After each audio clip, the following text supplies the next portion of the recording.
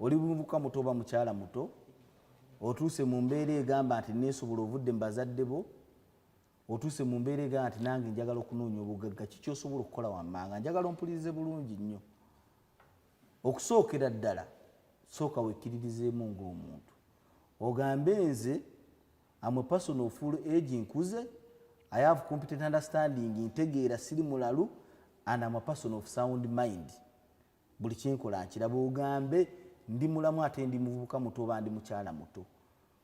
sooka weezuula ogambe nga nze ki kyennyina kisobola okutandikirako nyinawo obukadde bwange bubiri bwe nsobola okutandikirako okukola nti asibuyinayo mbusaba muzadde wange anaabumpa oba busatu kitegeera nti tajja bumpa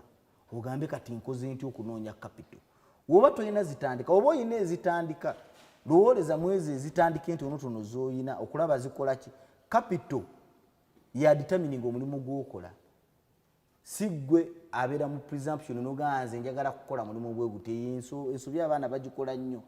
ate woba toyina nga nezo ebbiri toziyina sooka ogambe kati nzizeeyo nnyina maanyi ngakolesa eki oyinza okugamba nti njagala okukola omulimu gwa miliyoni 2 miliyoni 2 nzifunye ntya woba wasoma ojja kunoonya omulimu gw'obwasoma ne woba tewasoma ogenda kugamba nti kanoonye omulimu nti tugeze ngende ku site mpeereze oba ngende mu kikubo nti kule container lwakuba gye emirimu gye mutaagala kuwulira naye ng'omulimu guba source of capital omuntu genda ku mulimu okole ekiseera ekigere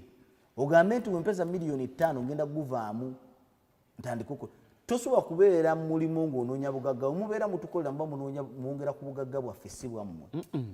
kitegeera naye omuntu alina okukola akaseera mudda n'agamba nti naye kanneetenga omuntu n'atandika okunoonya ssente naye ng'azinoonyeza mu kintu kye yeetandikiddewo okulaba nti ate kimuwa obugagga kuba obugagga it is a stage oyinza okutandikira mu kuvuga boda n'okola akaduuka oba mukyala wo n'omukolera it is a stage bannayuganda obuzibu bwe tulina twagala kibwatukira twagala obeere nga wooli awo leero enkyokeere ng'olina ebyahamu byonna byalina n'omusingako muganda wange otegeereza tujja kusanga buzira oba bajja kukuba amasasi ng'oli kwayiwo oyagala kubba sente bakola ki bakola nkole sente hamu azikoze ate hamu kyabakoledde ekyobugagga bannayuganda bannange abalaze nti kisoboka kyekyobugagga kyensobola okuwa ensi yange